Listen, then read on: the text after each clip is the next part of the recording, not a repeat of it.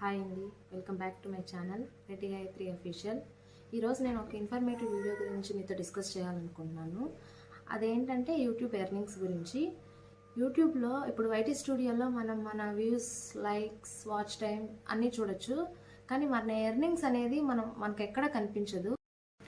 మన channel monetization అయ్యేంత వరకు మన ఎర్నింగ్స్ అనేవి ఎక్కడా కనిపించవు. మన ఛానల్ వన్స్ మానిటైజ్ అయిన తర్వాత మన ఎర్నింగ్స్ అనేవి చూపిస్తుంది. ఇప్పుడు మన ఛానల్ మానిటైజ్ అవ్వకుండానే మన ఎర్నింగ్స్ చూసుకోవచ్చు. అది ఎలా అనేది నేను చేయబోతున్నాను. నా వీడియో స్కిప్ చేయకుండా మొత్తం చూస్తేనే అర్థమవుతుంది, స్కిప్ చేస్తే అర్థం కాదు. మన ఎర్నింగ్స్ చూసుకోవడానికి ఒక యాప్ అయితే ఉంది. ఆ యాప్ ద్వారా మన ఎర్నింగ్స్ చూసుకోవచ్చు.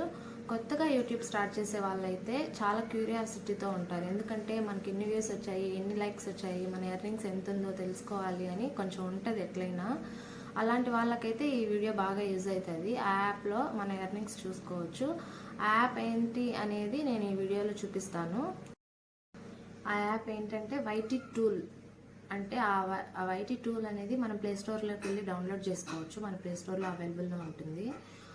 ఆ యాప్ని ఫస్ట్ ఇన్స్టాల్ చేయాలి. ఇప్పుడు ఆ యాప్ ఎలా చేయాలి అనేది ఇప్పుడు నేను నా మొబైల్లో మీకు చూపిస్తాను, చూసేసేయండి. చూడండి, ఫస్ట్ యాప్ ఇన్స్టాల్ చేయాలి. నేనైతే ఆల్రెడీ ఇన్స్టాల్ చేసేసాను.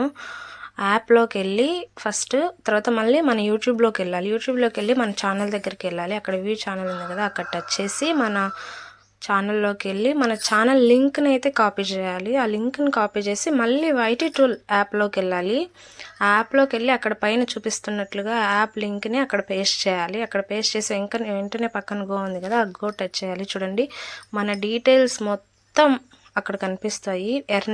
ఎర్నింగ్స్తో సహా మొత్తం కనిపిస్తుంది. చూడండి, ఇప్పుడు నా ఛానల్ డీటెయిల్స్ అన్నీ అక్కడ కనపడుతున్నాయి. వ్యూస్, లైక్స్, ఎర్నింగ్స్ ప్రతి ఒక్కటి చూపిస్తుంది. అంతేనండి. వీడియో నచ్చినట్లయితే please like, share and comment to my channel. అలాగే సబ్స్క్రైబ్ చేయడం మర్చిపోకండి. బాయ్.